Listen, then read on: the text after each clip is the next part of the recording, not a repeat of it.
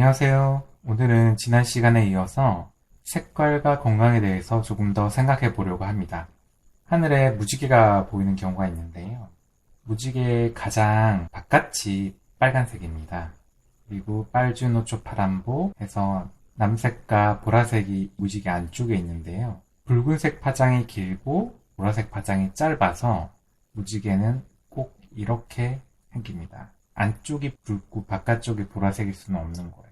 빛의 파장 때문에 그런데 해질녘 노을이 붉은색을 띠는 것이 붉은색 파장이 가장 길기 때문입니다. 그래서 해가 수평선이나 지평선 아래로 내려갔지만 긴 붉은색 파장 위로 올라와서 하늘에 산란이 될 때 붉은색을 볼 수가 있고요. 푸른색 계열의 빛들이 파장이 짧기 때문에 태양에서 빛이 시작돼서 우주를 지나서 지구 대기권으로 들어올 때 보라색은 이미 짧아서 산란이 돼서 눈에 보이지 않고 푸른색 빛 파장이 공기의 분자들과 산란을 일으켜서 하늘이 파랗게 보이는 것이죠. 그래서 하늘이 파랗게 보이는 것은 태양으로부터 오는 빛에서 푸른색이 산란되어서 실제로 땅에 도달할 때는 푸른색 계열의 빛의 에너지 양이 더 적을 수 있습니다. 그래서 푸른색 빛깔이 나는 과일은 많이 볼 수가 없습니다.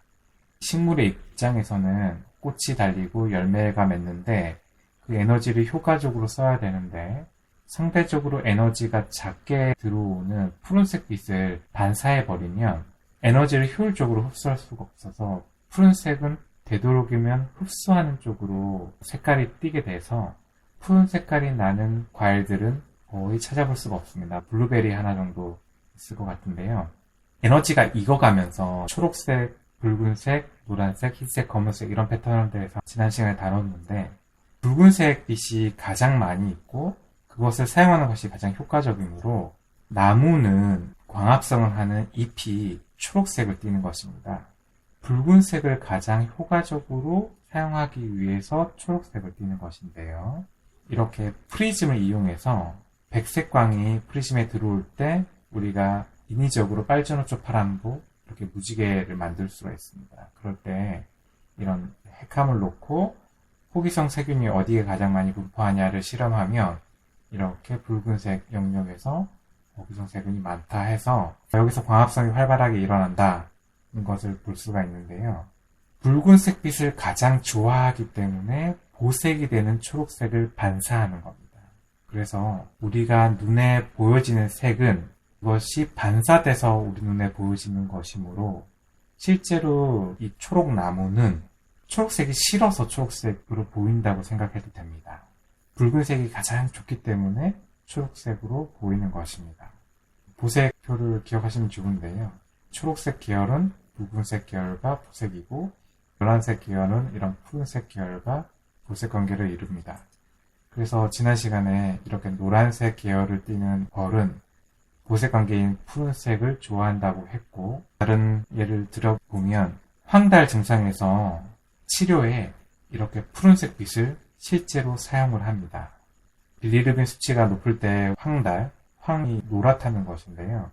피검사를 해서 황달 수치가 높다 이렇게 표현하기도 하지만 육안으로 볼 때도 노랗게 됩니다. 그래서 예전에 어르신들은 이런 장비가 없을 때 아기가 노래지면 햇볕을 쬐어줬습니다. 그러면 황달이 치료가 되었는데요. 황달 수치가 높은 아이들은 이렇게 푸른색 빛으로 치료를 합니다.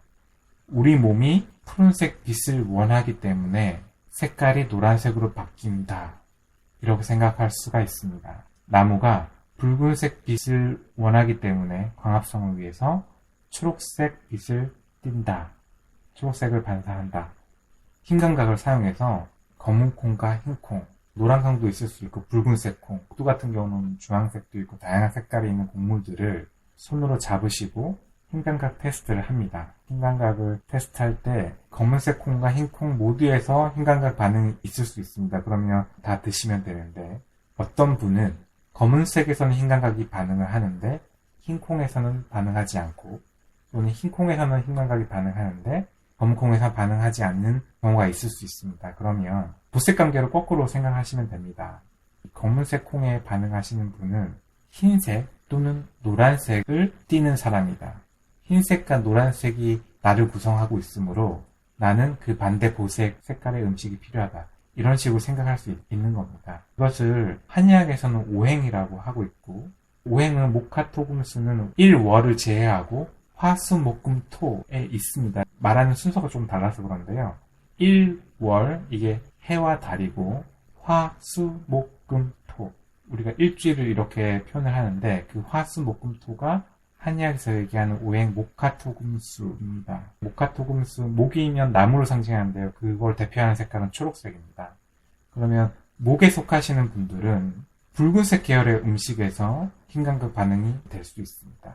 여기서 하나 말씀드리고 싶은 것은 어떤 경우는 색깔이 주된 이유로 흰감각에 반응하는 경우가 있고 어떤 경우는 그 음식이 재배되는 지역에 따라서 반응하는 경우가 있고 어떤 때는 그것을 수확하는 계절에 반응하는 경우가 있습니다. 이런 각각의 경우 중에서 어느 것이 가장 우선된다고 말씀을 드릴 수가 없어요. 지난번에 바나나와 배를 보여드리고 똑같이 노란색 주머니 안에 하얀색 더 에너지 준위가 높은 저희가 먹는 부분이 있다고 했는데 성질은 바나나는 열대지방 과일이어서 차고 배는 뜨겁다고 설명을 드렸습니다. 그런 비슷한 맥락으로 오이는 대표적으로 찬 음식 중에 하나인데요. 이렇게 오이를 잘라보면 안에도 초록색 계열의 빛깔을 띱니다.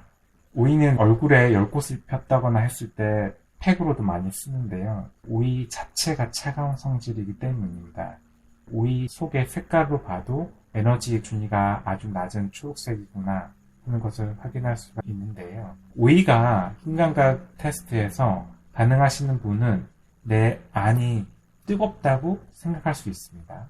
그리고 오이를 잡고 흰감각 테스트를 하는데 반응하지 않으면 근육의 운동량이 증가한다는 반응이 없으면 몸속이 차가운 사람이다, 한 체질이다 이런 식으로 생각할 수가 있습니다.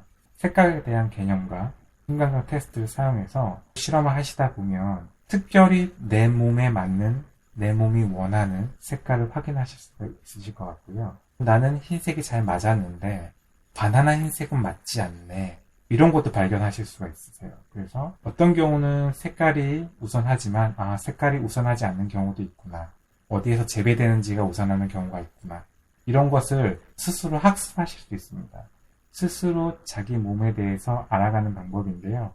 그것을 이해하는 과정에서 자연에 있는 이러한 색깔에 대한 개념들을 이해할 때 에너지가 낮아서 높아서 또는 보색 관계에서 이것은 초록색이니까 붉은색을 좋아하고 응용해보면 우리 피가 붉은색인 것은 피는 상대적으로 초록색을 좋아하는 것이겠죠. 그래서 에너지를 넣어줘야 되는 치료는 저는 초록색 빛을 가지고 치료를 합니다. 에너지를 빼줘야 하는 것은 붉은색 빛을 쓰는데요. 붉은색 빛이 피부 안으로 들어가면 그 밑에 있는 모세혈관에 있는 피는 그 빛을 반사하려고 하고 그러면 힘의 방향이 몸 안에서 밖으로 걸리게 됩니다.